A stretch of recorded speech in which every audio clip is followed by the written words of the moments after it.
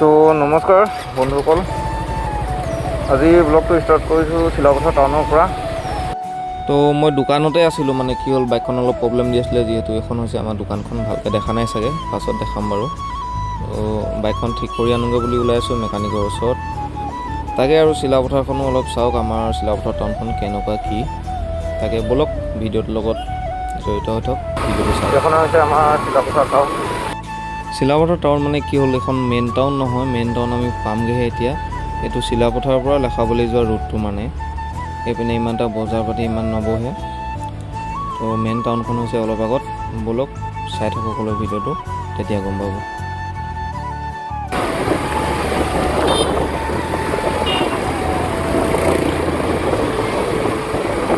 ভিডিঅ'টো চাই থাকক সকলোৱে, কিনো প্ৰব্লেম হৈ আছিলে বাইকখনত, কি হৈ আছে, সকলোবিলাক দেখাম আপোনালোকক।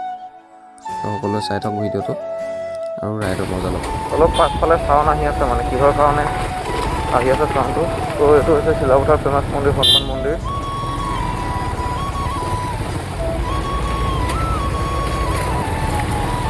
এইটো চিলাপথাৰ আৰু লেখাৱলী ৰেল ক্ৰছটো ৰেল গেট।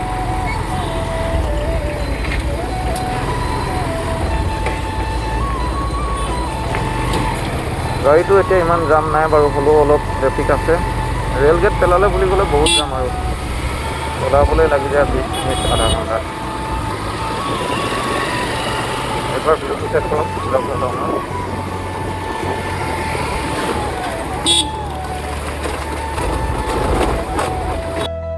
আমাৰ চিলাপথাৰ টাউনৰ এটা মোৰ বিশেষকৈ ভাল লগা লোকেশ্যন এটা আহি আছে, চাই থওক। এই লোকেশ্যনটো মোৰ ভাল লাগে, মানে বহুত এটা বেছিয়ে ভাল লাগে।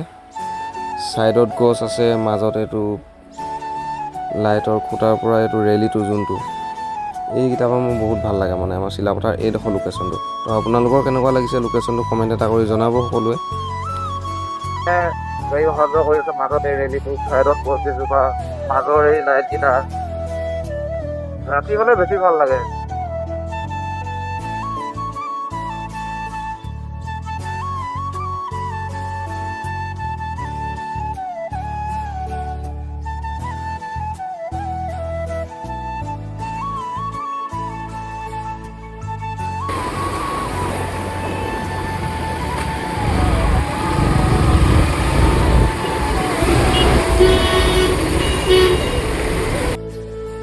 এইডোখৰ বৰ বেয়া পাৰ হ'বলৈ, আগপিনে গাড়ী পাছফালে গাড়ী। অলপ পাৰ হৈ লওঁ পটককৈ।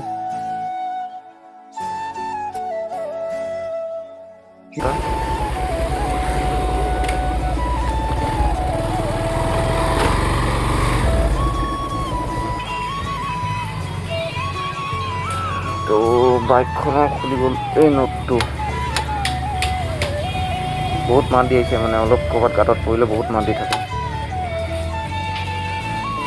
বাৰে বাৰে লগাই নিওঁ, আকৌ খোল খাই যায়, কি হৈ আছে মানে।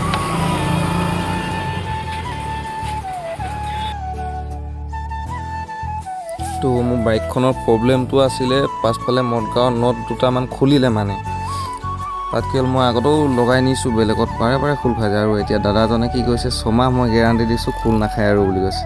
বাকী দাদাজনে বহুত ভালকৈ কাম কৰি দিয়ে, তাকে চাওঁ এবাৰ কি হয়।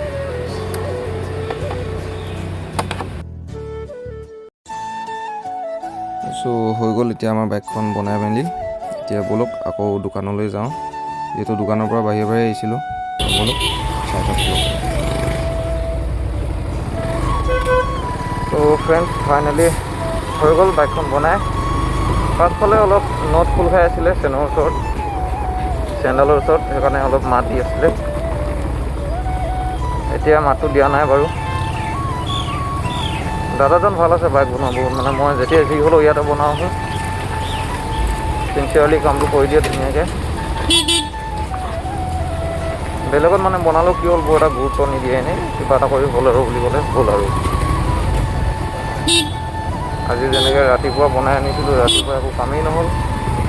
আধা ঘণ্টামান চলাব পাইছিলোঁ, নটটো আকৌ খোল খাই থাকিলে। এতিয়া লগাই দিছে, পৰি আছে, খোল নাখায় আৰু।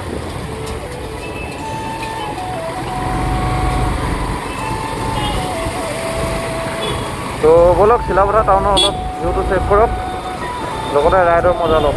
ব'লক।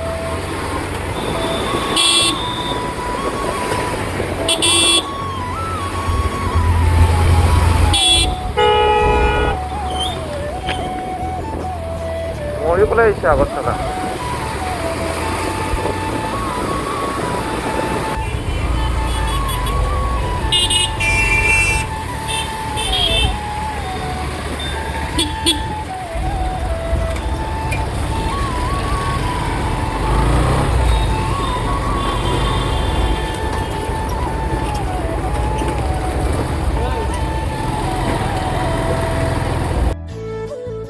এইটো হৈছে চিলাপথাৰটো লেখাপলি যোৱা ৰোড, অৰুণাচল। এইটো ভিউ চেক কৰক গাইজ, ভিউ চেক কৰক ভিউটো।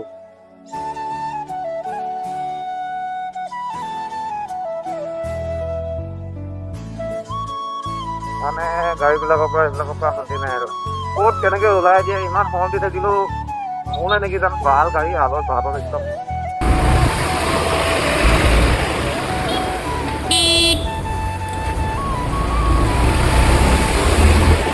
মজা লাগি গ'ল গাড়ী, এই চবটো মজা লাগিলে।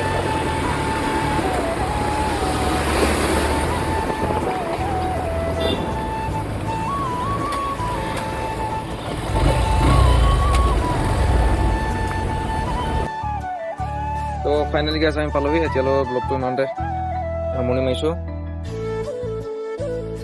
বাইকখন ফাইনেলি বনাই অনা হৈ গ'ল। ইয়াতে অলপ প্ৰব্লেম আছিলে, ঠিক হৈ গ'ল বাৰু এতিয়া। এইটো নটছত অলপ কিবা কিবি হ'বলগীয়া আছিলে। তো আজিলৈ ইমানেই, আকৌ এটা নেক্সট ব্লগত লগ পাম। Bye bye.